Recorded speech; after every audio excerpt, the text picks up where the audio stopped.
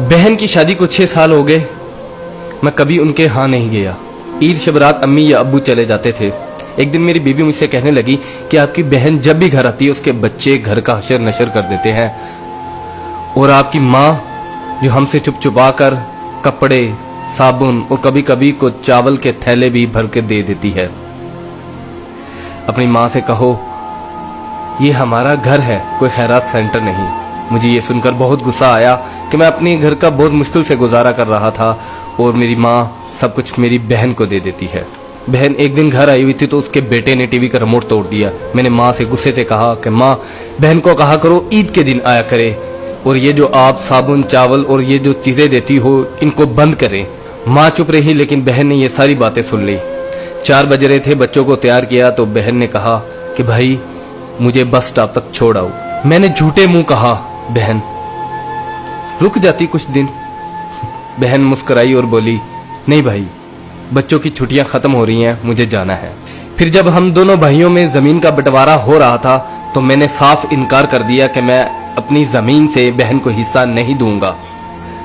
तो माँ ने कहा कि बेटी का भी तो हक बनता है। मैंने गाली देते हुए कहा जो कुछ भी हो जाए मैं बहन को हिस्सा नहीं दूंगा। मेरी बीवी ने भी बहन को बुरा भला कहा, वो बेचारी खामोश थी। बड़ा भाई अलहदा हो गया और मेरे बड़े बेटे को टीबी हो गया और मेरे घर के हालात खराब हो गए। जितना सब कुछ था मैं उसके इलाज पे लगा चुका था। मेरे पास इलाज करवाने के पैसे नहीं थे, मैं बहुत परेशान था।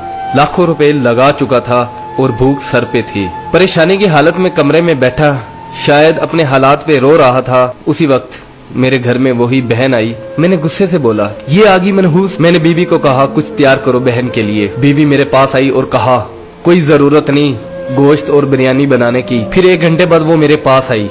भाई परेशान हो। बहन ने मेरे सर पे हाथ फेरा, कहा बड़ी बहन हूँ तुम्हारी, गोद में खेलते रहे हो, अब देखो मुझसे बड़े लगते हो। फिर मेरे करीब हुई और अपने पर्स से कंगन निकाले और मेरे हाथ पे रख दिए और आहिस्ता से बोली पागल तू एम ही परेशान होता है। बच्चे स्कूल थे, सोचा दौड़ते दौड़ते भाई से मिल आऊं। ये कंगन बेचकर अपना खर्च करो और अपने बच्चे का इलाज करवाओ। शक्ल तो देख जरा तूने क्या हालत बना रखी है। मैं खामोश था, बहन की तरफ देखी जा रहा था। बहन ऐसा से बोली किसी को मत बताना, तुमको मेरी कसम है। मेरे माथे पे बोसा दिया और 1000 रुपया मुझे दिया जो 150 के नोट थे, शायद उसकी जमा पूंजी थी। मेरी जेब में डालकर बोली बच्चों को गोश्त ला देना और परेशान मत हुआ कर। जल्दी से अपना हाथ मेरे सर पे रखा, देख कितने बाल सफेद हो गए। वो जल्दी से जाने लगी तो उसके पैरों की तरफ देखा तो टूटी हुई जूती पहनी हुई थी और पुराना सा दुपट्टा ओढ़ा हुआ था। जब भी आती थी वही दुपट्टा ओढ़कर आती थी। बहन की इस मोहब्बत में मर चुका था मैं। हम भाई कितने मतलब प्रस्त होते हैं, बहनों को पल भर में बिगाना कर देते और बहनें भाइयों का जरा सा दुख बर्दाश्त नहीं करती। मैं हाथ में कंगन पकड़े जोर जोर से रो रहा था, उसके साथ मेरी आंखें भी नम हो गई। अपने घर में खुदा जाने वो कितने दुख सह रही होगी।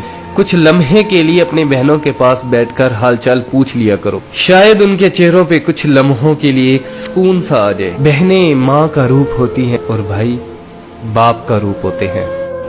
स्टोरी अच्छी लगी हो तो इसको लाइक कर दीजिएगा, इसको शेयर भी कर दीजिएगा।